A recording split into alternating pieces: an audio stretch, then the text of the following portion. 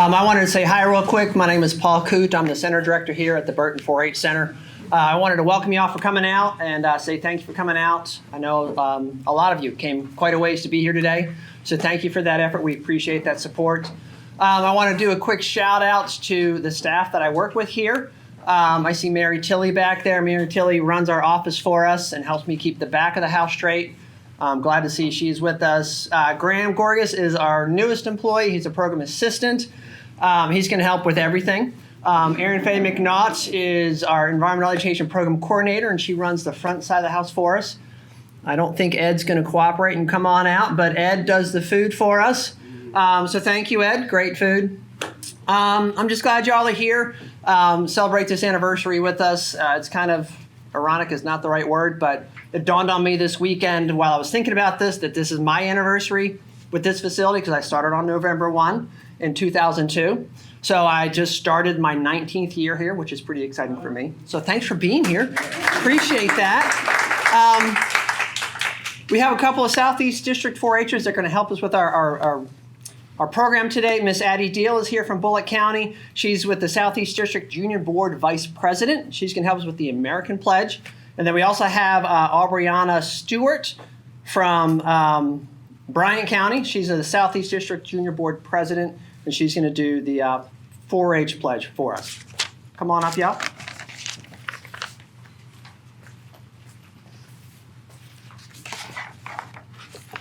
It is a blessing to live in this amazing country where we can celebrate our freedoms from sea to shining sea.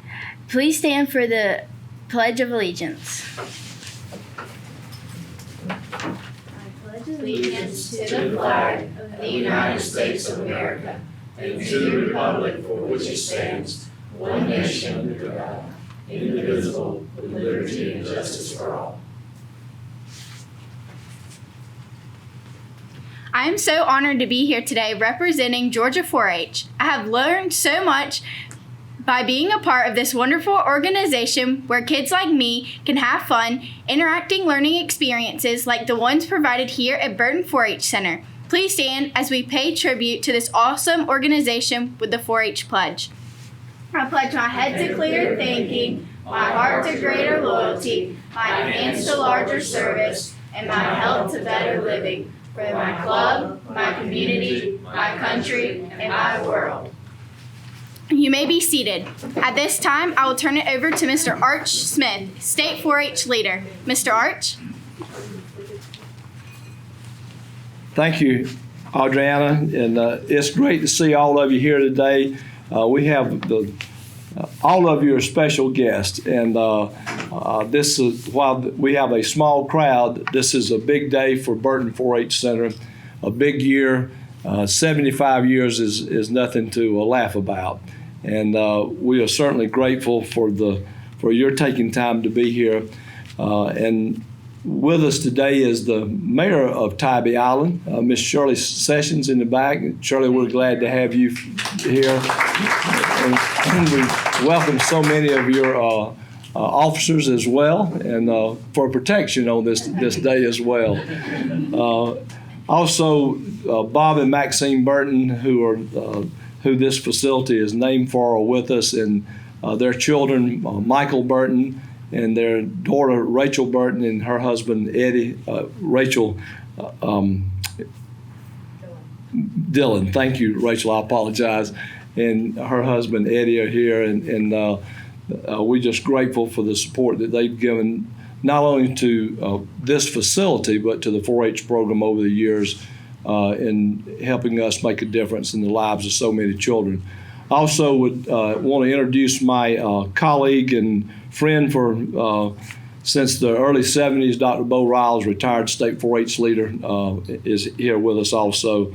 And if you want to hear his comments about Burton 4-H Center, you can listen to the video later. But we're extremely glad to have all of you here, and we're particularly glad to invite Jillian Farley to the podium in just a moment. She is a 5th grade teacher at Tally Street Upper Elementary School in the Decatur City School System.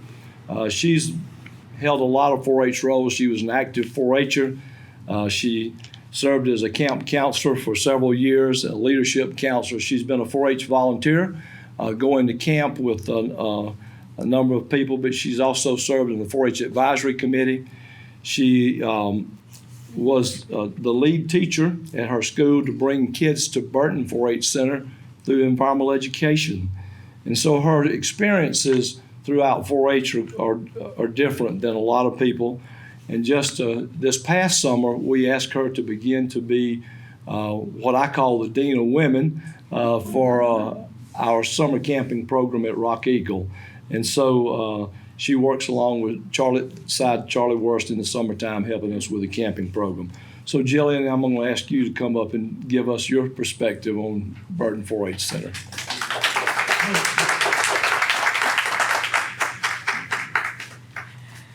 Good afternoon, everyone. I'm just so excited and happy to be here to celebrate Burton 4-H Center's 75th anniversary. Like Mr. Arch was saying, I've had several different roles here throughout 4-H and ending up here at Burton. And specifically when I reflect on it, one of the first times that I came here was as a teen leader.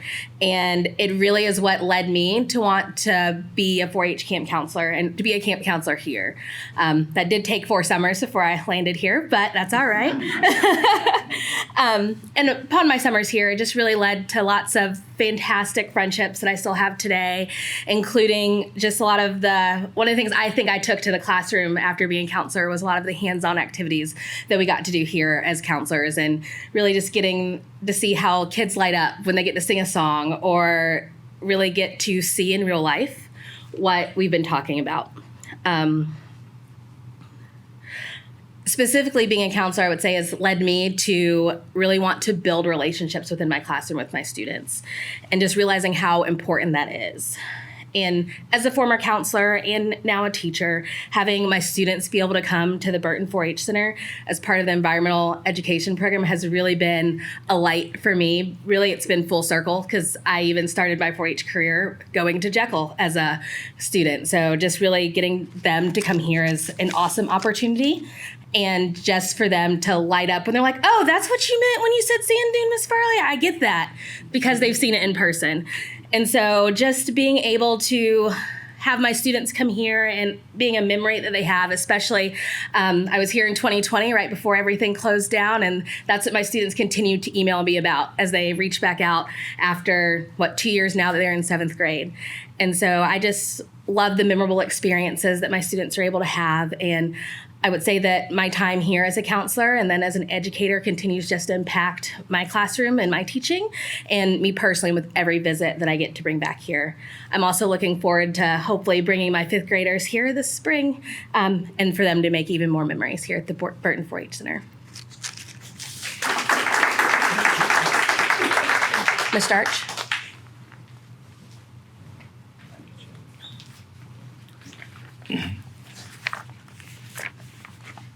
Thank you, Jillian. Maxine asked me earlier this afternoon, was Burton the oldest 4-H center that we had in the state? And we started operations 4-H did at Wallace in the late 1930s. But shortly after World War II was over, this facility became a part of the Georgia 4-H camping program. There was no environmental education program at the time. And in 1948, they had the first camping session here. I think I would remind you too that Millsby Lane, CNS National Bank, now part of Bank of America, made some of the original contributions to help with the facilities here. Cabin 2 is the Lane building, as the cornerstone says, that was established in 1949. Later, Mr. Lane continued to give money to actually build the original part of this dining hall in 1960. And when Bill Sutton got ready to build Rock Eagle, he went to Millsby Lane and asked him would he support that project. And Millsby Lane said, well, I'll be the first fool to give you $10,000, but I don't think it's going to work. And so the cabin number 1 at Rock Eagle is still the Millsby Lane cabin. So the Lane family has a rich history in this facility in its early years. Throughout the 50s and 60s, the center was used primarily for summer camp and a few other activities. I looked back through the records just today and saw that in 1948, my county agent, Floyd Yelton, brought 54 children to camp here. He came along with Melvin Rayleigh from Glasscock County. My home county was Warren County, and Bill Tye from Columbia County, 3 men that I had the privilege of knowing over the years. Bill Tye, Bob, was Tom Rogers' county agent in Columbia County, and Tom Rogers has a lot of fond memories about him, and also Melvin Rayleigh's son is a 4-H volunteer today in our shooting sports program, and his grandson is actively involved in 4-H as well. So as the years went by, our 4-H centers were primarily summer camping facilities, and they struggled to make ends meet. And Bo Riles is in the room with me, and he would remember back in the late 80s and early 90s as this facility, as well as Wasaga and Rock Eagle and the Jekyll Island facility, all struggled financially. And sometime in the late 90s, I don't remember the exact year, Bo, we were asked to consider closing what at that time we called Tybee Island 4-H Center. And we were in the middle of what we call the Pledged for Life campaign that began in 1997, And our goal was to make sure that this facility survived. I could go into a lot on how that fundraising evolved, and I won't do that, but Bo and Louise Hill went and made a visit with Bob and Maxine Burton, and they graciously agreed to provide funding at that time that literally was the gift that allowed this facility to continue to operate. That also coincided with the hiring of a young man that Ted Jenkins brought named Eric Thompson, who came here in 1997, who was a skilled manager of people as well as budgets. And with the Burton's gifts and Eric's skills, we were able to turn this around. I can tell you today, and Melanie Byer-Smith, I hope you realize this as well, the Burton 4-H Center has been the most consistent, profitable operation that we've had of all our 4-H facilities since the late 1990s. And I give Eric and the Burtons all that credit. So I'd say thank you to them again. Had it not been for that, we wouldn't be sitting here today. And so the funding that the Burtons made possible brought about an addition to this building.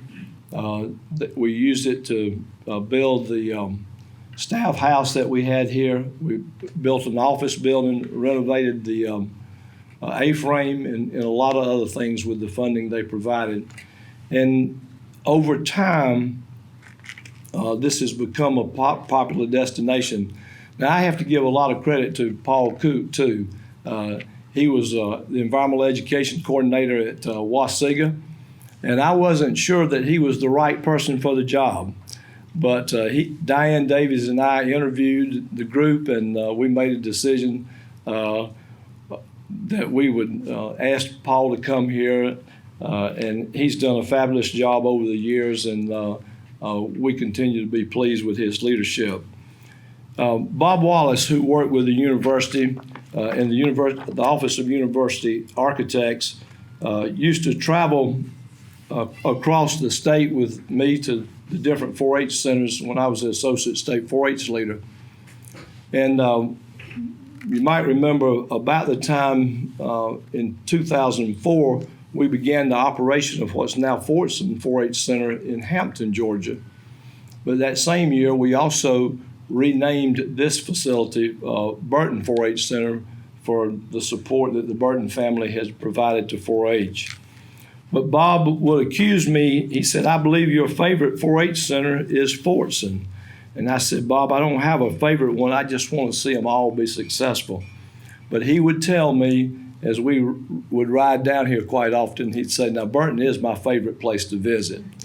And he enjoyed working with Paul and on the many improvements that we've made here over the years, and to help us think about what the future here might look like as we keep moving forward.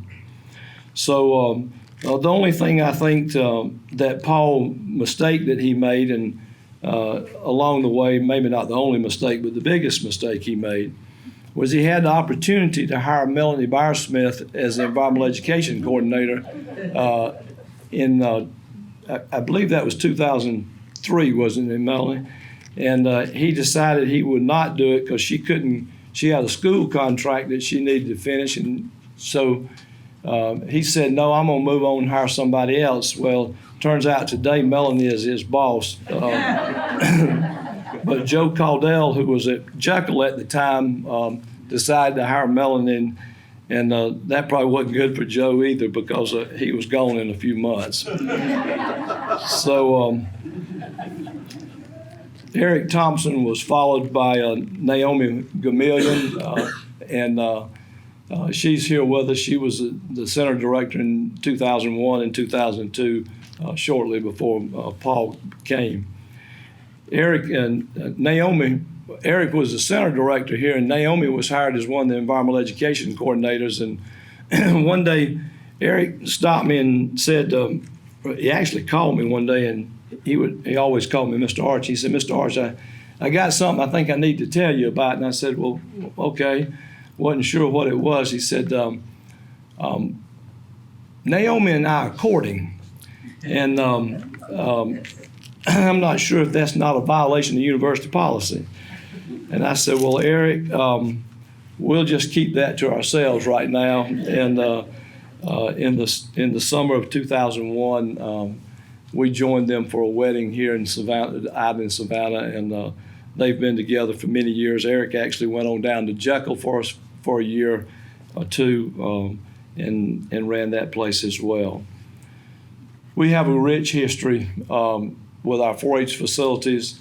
The environmental education program came here in, I believe it was 1988. Rachel Perkins is here.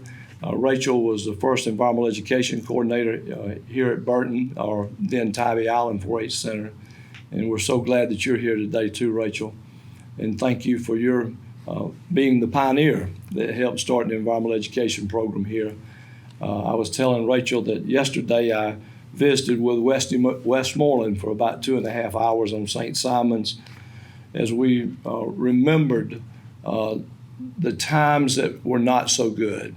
And Westy reminded me, Bo, he said, when Don Cowan and Tom Rogers hired him, they said, we're $800,000 in the red, and your job is to put us in the black. And he, along with others, made that happen as well. So this is a special day. It's a special year for Tybee. We can think about the history. We can think about the people that have come and gone over all these many years. But I think the most important thing that we need to remember is that there have been literally hundreds of thousands of children who have driven through those gates, eaten in this building, walked in the marsh, walked on the beachfront. And as Jonathan Barrett, our executive director of our foundation, would tell you, he remembers being a counselor here and children coming and talking about the first time that they'd seen the ocean. And I remember, Bob, you may remember John Shockley.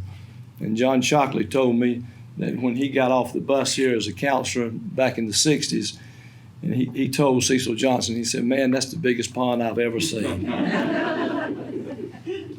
So sometimes our opportunity to change children's perspective on the world is the most important thing that we do. We give them opportunities to grow and develop, And we cannot take for granted what this facility on this small island, on these few acres here in these relatively simple buildings, and the impact that they have had on the lives of so many children for so many years. And so I say a special thank you not only to the Burton family for what they did in helping us ensure that this facility would be here. No gift will ever be bigger in its impact on this facility. But I say thank you to all those who have contributed to its success, including the center directors, the environmental education staff, those that clean the buildings and cook meals, and the thousands of teachers and agents that have brought kids here year after year. We look forward to a great season this summer and this spring, and there are environmental education kids on site right here today as a testament to the greatness of the Georgia 4-H program. So thank you all for being here. I probably didn't do a good job of telling Bob and Maxine that I was going to give them an opportunity to speak, but I know that they, I apologize to y'all for not being more prompt in that, but I want to ask them if they will to come up and if they have a few comments that they would like to share.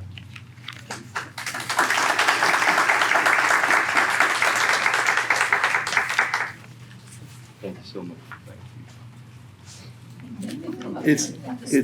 It's very interesting to hear Arch and the way he talks about stuff when he gets before y'all, when he's talking to me in the back. He said, Bob, I'd like for you to say a few words. I said, Arch, I haven't prepared a speech. I haven't done anything. He said, Bob, last time I asked you to say a few words, you had time to prepare a speech. It won't be any worse than that.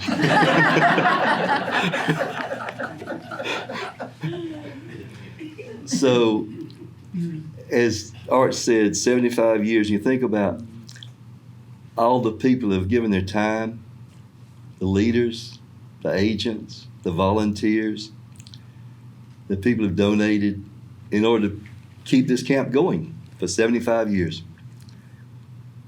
And I remember, as being a counselor down here has changed quite a bit. I remember the summer I was down here, they said, we got a county agent coming from down around the Okefenokee Swamp. Said, now he's a pistol. Said, y'all get ready for him. And he was, but he brought all these blueberries. I mean, I never will forget it, just lots of blueberries. And so the kitchen staff said, we can't make all these blueberry pancakes that you want them made for breakfast. And there's all these campers here. And so he said, well, get the counselors in there, they'll help you. So we were in there, you know, and they'd pour that batter, and we were putting those blueberries on those pancakes, and sure enough, everyone ate blueberry pancakes. That was my first experience of enjoying blueberry pancakes, and my family attest, I like blueberries today, and I think partly it goes back to how much those fond memories of when I introduced to those that he brought in camp. When you think about the different parts of Georgia from whence the campers come, and they come from the inner city, they come from the suburbs, they come from farming districts, they come from North Georgia mountains, come from the coastal areas, but they all come here under the 4-H umbrella. And I think you find when you bring people together like that and they get together and they enjoy themselves, there's more common bond than there's differences as they get to know one another and they participate and get to know what makes all of them tick. And as you think about those people getting off the bus for that first time, as he said, I witnessed that.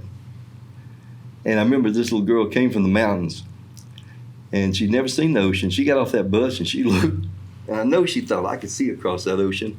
You know, it can't be that far. I could see the other side. She just looked and like, he was just, as Art said, that's a big old pond. But it was amazing to see them introduced to new things and what they were able to enjoy when they came to Tybee. Today, you witness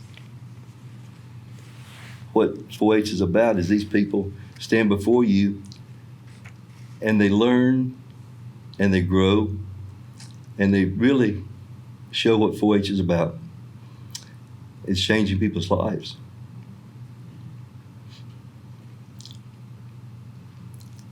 And we're glad to be a part of that.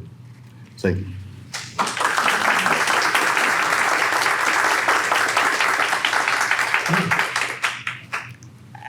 I think it's just like Bob said, we're just glad we can be a small part of making a difference. Thank you.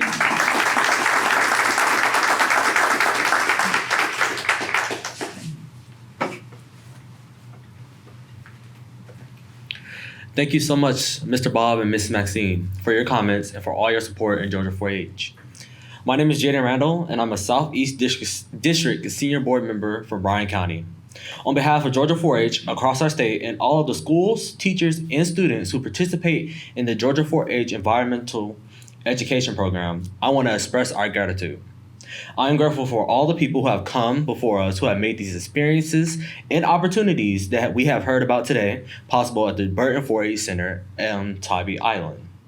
I'm also thankful for all the people who have provided support so that these experiences and opportunities can continue. It is because of our leaders and supporters, like many of you today, that hundreds of thousands of youth have been impacted by the 4-H Center. Now we look forward to many more who will continue to experience the essential elements of youth development, which are mastery, belonging, generosity, and independence. While at Burton 4-H Center on Tybee Island, thanks to all of you, and thank you to Georgia 4-H. Now to wrap up our program, Mr. Paul Coote, who will give us instructions for our tours.